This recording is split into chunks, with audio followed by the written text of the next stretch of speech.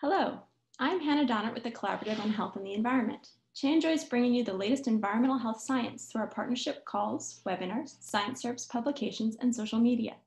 I would like to welcome everyone to today's Che EDC Strategies Partnership webinar, which is titled Towards a Global Understanding of Chemical Pollution, a First Comprehensive Analysis of National and Regional Chemical Inventories.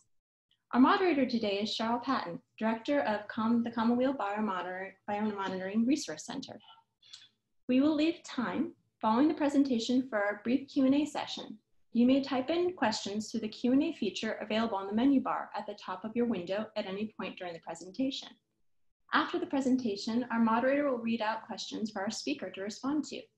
We will get to as many comments and questions as we can during the Q&A period, and we'll follow up on unanswered questions for the webinar after the webinar. For those of you who have called in on the phone, we have posted slides to accompany today's webinar on our website. You can download these by going to healthandenvironment.org. Please scroll to the bottom of the page and select today's webinar. On the webinar page is a link to the slides. Everyone on the webinar right now is muted with the exception of our moderator and our speaker. This webinar is scheduled to last for 30 minutes and is being recorded for our call and webinar archive. With that, I'll turn things over to you, Cheryl. Thank you very much, Hannah. And it's my great pleasure to introduce a colleague and an outstanding researcher, Dr. Zhanyun Wang. Dr. Wang is a senior researcher in ecological systems and design group at ETH Zurich. ETH in English is the Swiss Federal Institute of Technology, one of the leading universities in Europe and truly globally since I think around 1850. Isn't that true, Dr. Wang? Something like that. Dr. Wang's research focuses primarily on the life cycle and risk of chemicals in the anthroposphere and the natural environment. He's an author of over 29 review articles and also author of numerous reports published by UNEP and OECD.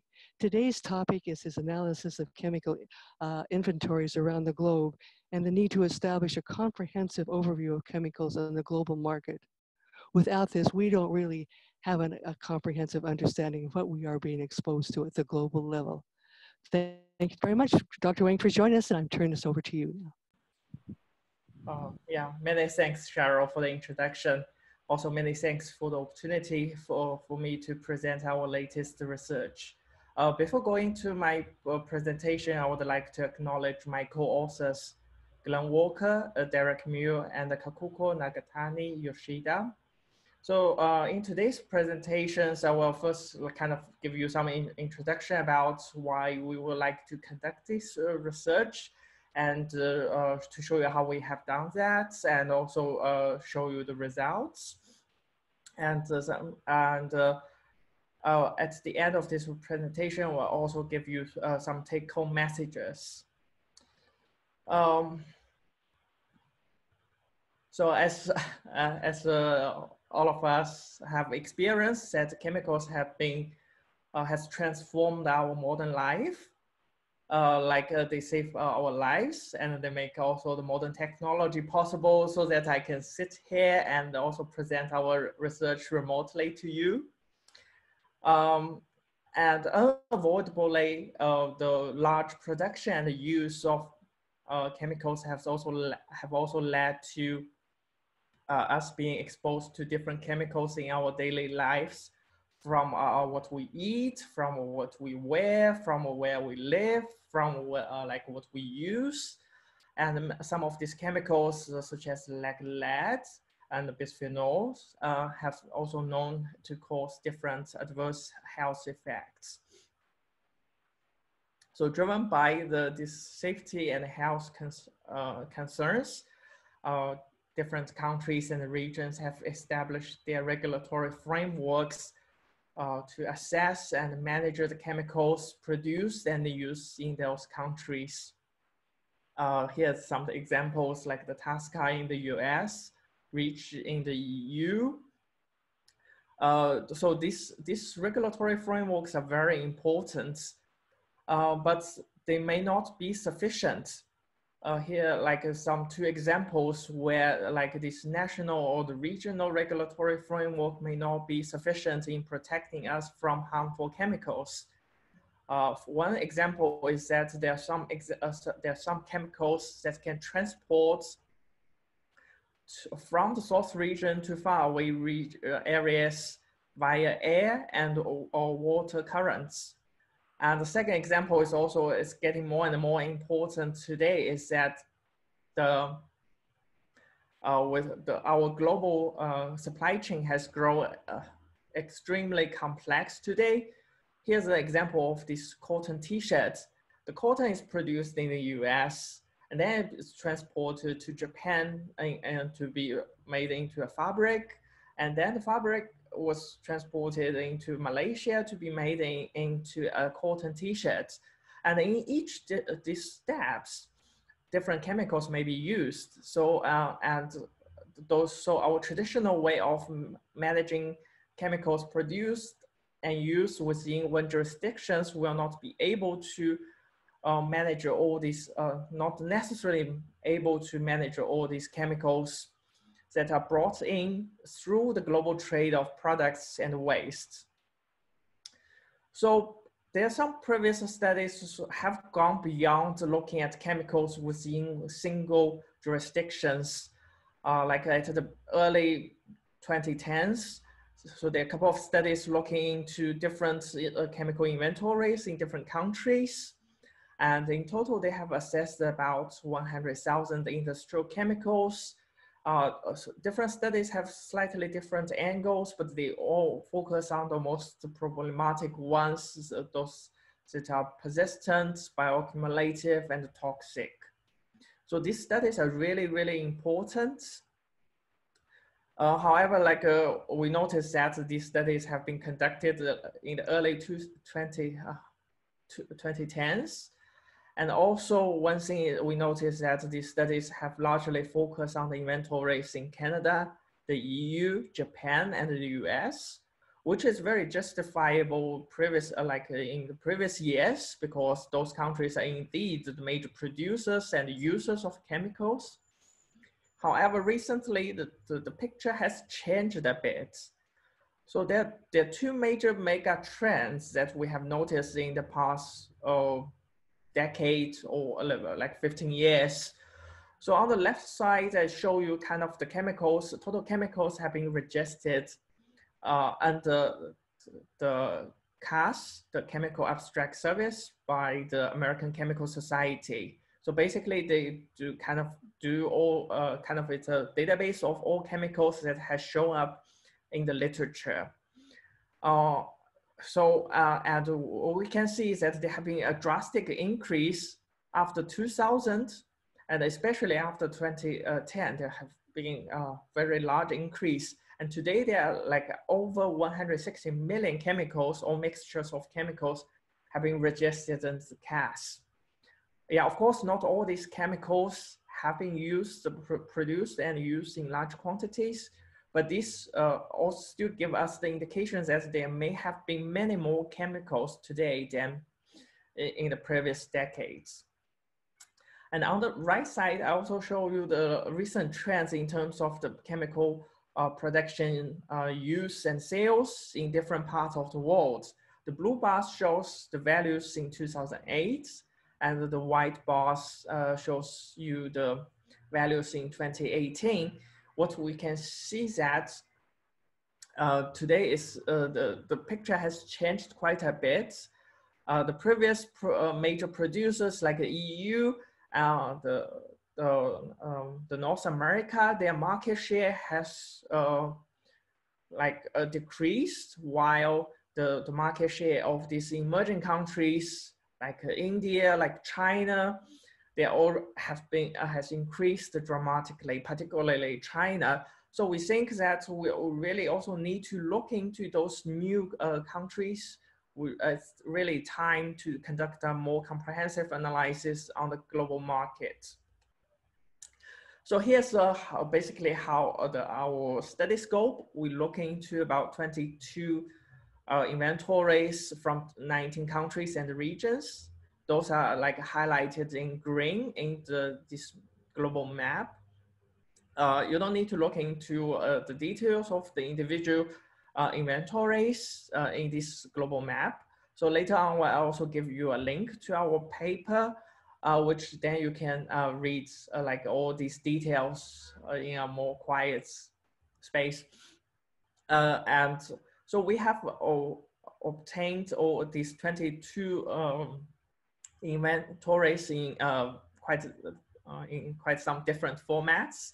So actually, the most of the work of the study is really to how to harmonize the data and to compile them together.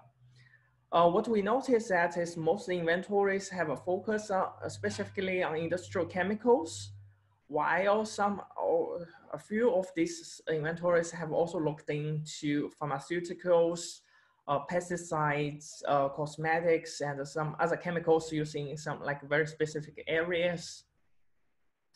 We have also looked into the different commercial status. So so we divided them into three sets, for those registered between 2010 and 2019. So these are basically the chemicals that are currently on the market. This is also a definition used under TASCA with regarding to the whether chemical is actively used or not. And also there are many chemicals actually registered before 2010. We don't know if they're still being used or not. And then there's a third category is pre-registered. So it's a kind of special situation in the EU when they introduced the REACH in 2006. They give the manufacturers the opportunities to pre-register, to give the indication if they want to register some chemicals.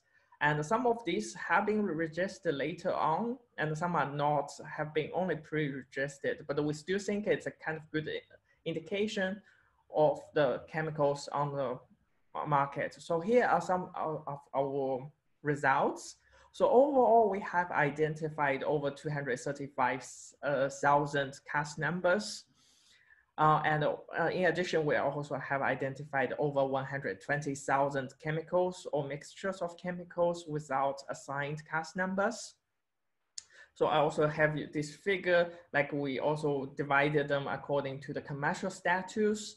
What noticeably is that on the most right side of the figure, you can see about 50,000 chemicals. They have been claimed as confidential business information. So we actually don't know their identity at all.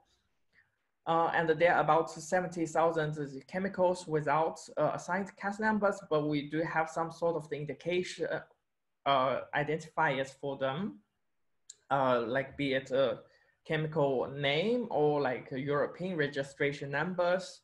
So there are some ways to figure out what they are. We also compared, we're looking to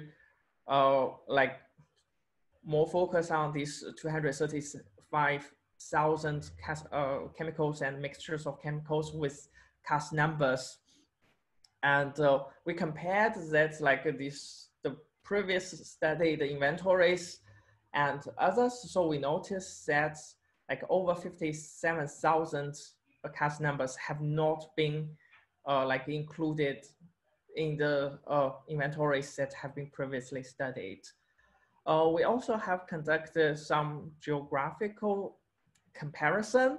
So what we noticed is that about 32,000 CAS numbers have been only registered in non-OECD countries, where actually normally they do not have adequate capacities and resources to conduct the chemical assessment and the management.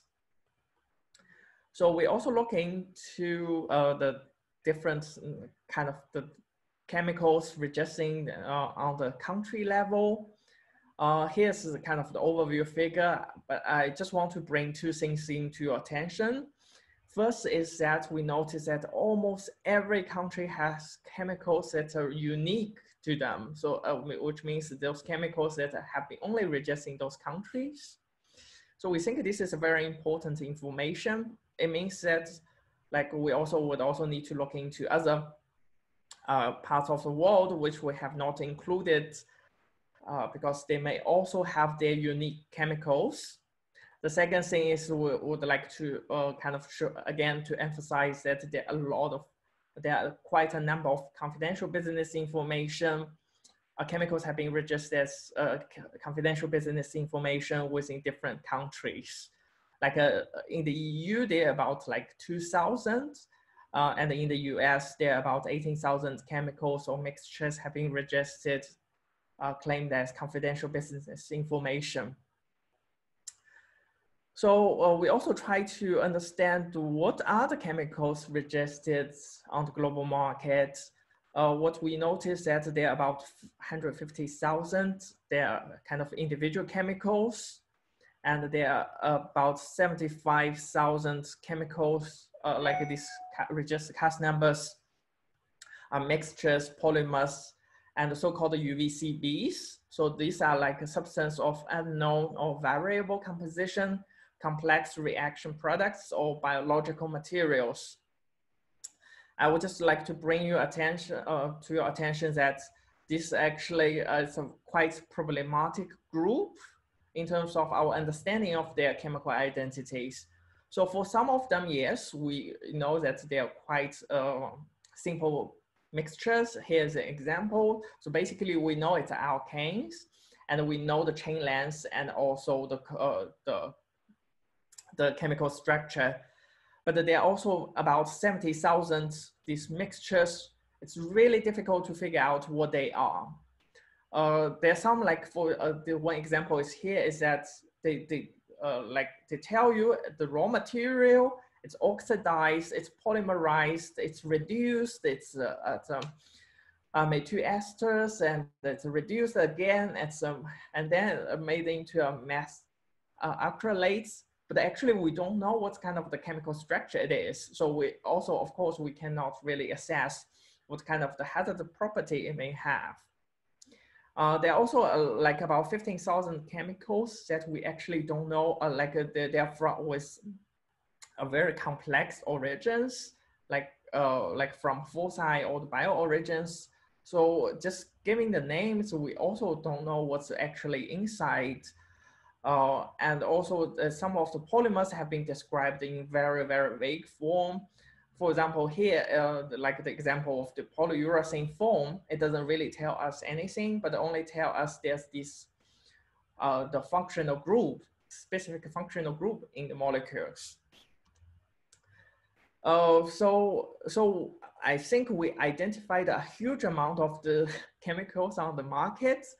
And unfortunately, it is only a first step towards a very comprehensive global understanding of the chemical pollution, to inform us about how we can do the reduction and even prevention of the future chemical pollution.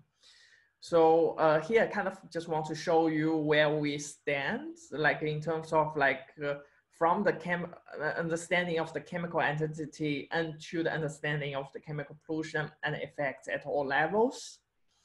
So in order to understand from the chemical identity to the chemical pollution, it's also very important for us to understand the chemical life cycles, how they are being produced, how they are being used, being disposed, are they being recycled or not?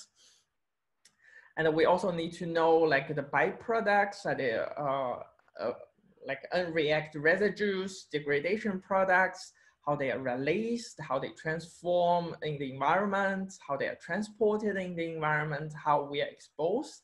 So there's a lot of information needed in order to really assess and manage, one chemical. And unfortunately, most of the cases, we do not have such information in the current chemical inventories or in the public domain. Not mentioning that for many chemicals claim that confidential business information, or as UVCBs, we don't even know their chemical identity, so we cannot even start it to assess. And the second point I would like to make here is that our study is as comprehensive as it can be right now, but it's still limited to a certain extent. So for example, we noticed that for Latin America and for African regions, we do not have any information on the chemicals being produced and used there. which could also be a kind of concern. Given that we know that, like we previously found that almost every country has the chemicals uniquely registered there. The other thing is that, as said before, that the most of the inventories has focused on the industrial chemicals, with some like also looking into like pesticides, pharmaceuticals, which are designed to be biologically active. Then we kind of, it's very difficult also to retrieve all these specifically used chemicals. But we try to do some of the comparisons. So we kind of compared with the data we could find on the pharmaceuticals, pesticides, pesticides transformation products used in the EU, in the US. Good news is that like a large number of them actually have been covered by this global chemical inventory of all these industrial chemicals. But we also noticed that in some certain cases, like there's quite some pharmaceuticals and especially the pesticides, they're still not being covered by this chemical inventory. So there's also, in the future, we could also expand this chemical inventory also to include many more chemicals on the global market. So next, also like to talk a little bit about the next step for speeding up the progress. So we know that there's so much to do in order to really understand the chemicals on the market, to like then transform the information, also to assess like what are the chemical pollutions that we're facing. So we think this first thing is that we really need coordinated efforts towards a comprehensive global understanding of chemical pollution. So here we have some ideas. Also, we put them into paper so you can see also the more concrete ideas. So we think there should be standardized reporting of chemical information so that like people in the public domain, like the general public, the civil society organizations, and also the academia and the regulators would have enough information to assess and understand chemical pollution. And we think it's also important to develop high throughput and in silico tools in order to allow us to screen and prioritize this large amount of chemicals on the markets and to look into different mixture effects. And I think which also very important is that we need to continuously conduct the environmental and biomonitoring program. So in order to really identify issues early on. And today with the non-target screening or suspect target screening, so we can also combine these environmental programs with also the inventory we build up here. Yeah, we also mentioned that there are also still quite some uncertainties with the chemical identities for with regarding to the confidential business information, with regarding to like these UVCBs, the polymers, those that are described in a very vague terms. And we think that it also should develop technical solutions so that we can address these uncertainties properly. Ideally, we should really establish a virtual global inventories of all chemicals on the markets, and we can monitor that over time, so that to minimize the time lag between the production and the assessment and the regulatory actions. Yeah, and the last but not least, we think it's also very important that many countries have not developed their national chemical inventories. So it might be also a good time to develop some of these global best practices so they can start with a very like the chemical inventories that are very easily to use by others. So yeah, so here I would like to give you some take-home messages. So we have really identified a much higher, larger number of chemicals registered on the global market than reported. We think like the task for some chemicals management is really much greater than what has been expected. We really need much more resources, more capacities, more people to work on the chemical pollution issues. And among them, like about 32,000 chemicals have been registered only in developing countries. But they still may be present in developed countries via global trade or long-range transport. So by helping the developed countries in managing these chemicals is also one way to help the people in the developed countries. And currently, the third take-home message is that currently the chemical identity of like over 100,000 chemicals remain unknown due to this confidential business information or being described in a very vague terms. So we really think it's something that we really need to tackle there. And understanding the chemicals on the global market is a very first step towards a comprehensive global understanding, reduction, and even prevention of chemical pollution. Just want to say again that we really need strong coordination and cooperation, like interdisciplinary, internationally, and also intersectorally, to like together then we can address this chemical pollution like properly. So I've just, yes, so our paper has been published on the EST with the same name as the title of this presentation. And the article has been selected as ACS editor's choice. So it's open access. So that's a really good news. So yeah, so for more details, please like download and read the articles. And if you have any questions, please just contact us. We're really happy to answer questions as much as we can. Because we really, as said before, we think that we really need to more coordination and cooperation together to handle these chemical pollution issues. Yeah, and I would also like to thank that many people have helped in this part of the work. And also would like to say that the views and opinions expressed are those of the authors and do not necessarily reflect the views of official policies of their organizations and all governments. Thank you very much for your attention. Great, thank you so much, Dr. Wang. Now it's time for our Q&A session. You may type in your questions through the Q&A feature available on the menu bar at the top of your window. We will get to as many comments and questions as we can. If we do not get to your questions during the Q&A period, we will follow up via email after the webinar. Cheryl, would you like to read out one of our questions now? Yes, thank you very much. And thank you for that excellent presentation, Dr. Wang. I personally find it incredibly interesting and troubling to know that we don't really understand and cannot test at this moment, really, where the chemicals that might be in our bodies or in the environment, given the information given us today.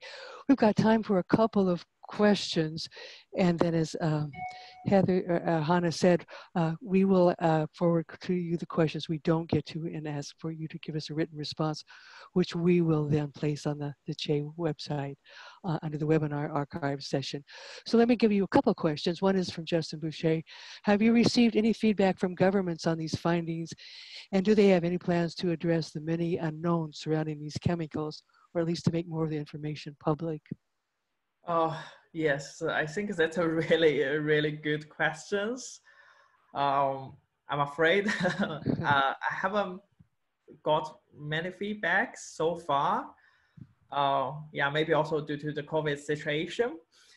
But I think there have been some like motions to address more on these UVCBs. Those chemicals have been described in very vague terms.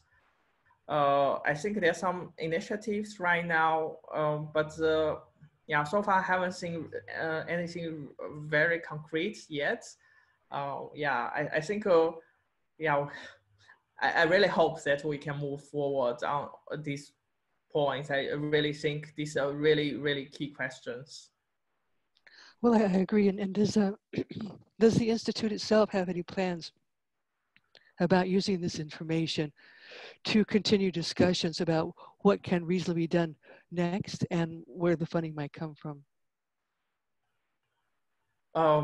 Yes, so actually we are currently doing some fundraising in order to make this also the database openly available to everyone.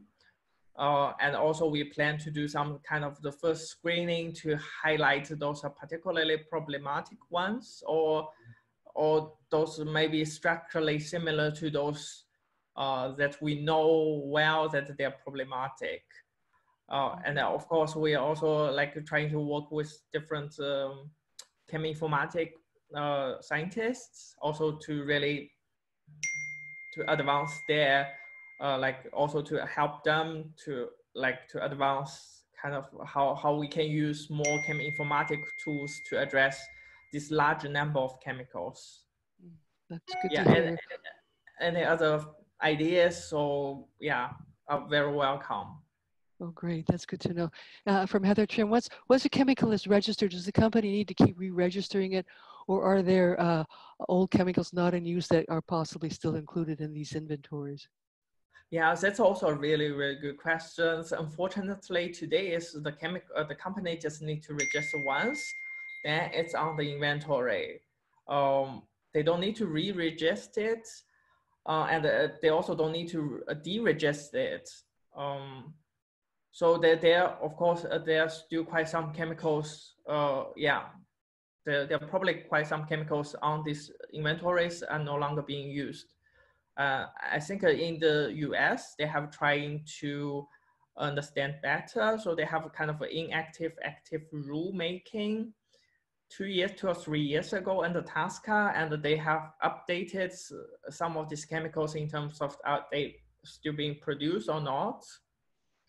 I think that's, as far as I know, it's the only one is doing such activities. Mm-hmm. Yeah. And of course, for chemicals that are CBI, it would be very difficult for them to do that. Another question, what is the role of EPA in this inventory? Is there any particular input you've gotten from US EPA? Not particularly, I think. So I think from this, I would actually have to say that actually the US EPA make the TASCA inventory is quite easily accessible. So the information is all online so that we could download and just use the information. Yeah, okay, thank you very much. Okay, I think we are at the end of our time now. We do have a few questions that I will send to you later on and get your response and then place on the website. But I want to thank you again for this very interesting and really important research you are doing in this excellent presentation. So Dr. Wang, thank you very much. And we're really honored to have you as a presenter. Hannah, do you want to do the formal close now? Great. Yeah, thank you so much, Charles and Dr. Wang, for your presentation today and your time. We are approaching the end of today's webinar. A video recording will be available on CHE's website soon, and tomorrow you will receive an email containing a link to the video. The next CHE-Alaska Partnership call will take place on April 29th and is titled More Harm Than Good, New Science, Legal Actions, and Policy on Oil Spills Dispersants. To learn more and RSVP, please visit our website at healthandenvironment.org. If you are new to CHE and would like to stay updated about upcoming events or more, please sign up to receive a newsletter by selecting the Join Us tab at the top of any page on our website at healthandenvironment.org. Additionally, if you appreciate these CHE partnership webinars bringing you the latest environmental health research for free, we encourage you to support CHE's ongoing work by making a tax-deductible donation via a secure website. Again, our website is healthandenvironment.org. Finally, if you had a question we didn't have a chance to answer during the Q&A portion of the webinar today, please submit it to Charles Patton at spatton, P-A-T-O-N, at commonweal.org by April 29th, and we will respond via email. With that, I would like to thank our speaker again, Dr. Wang, for taking time to present today. Thank you very much. And also to you, Charles, for moderating. Thank you so much for joining us and have a great day. Stay healthy and well.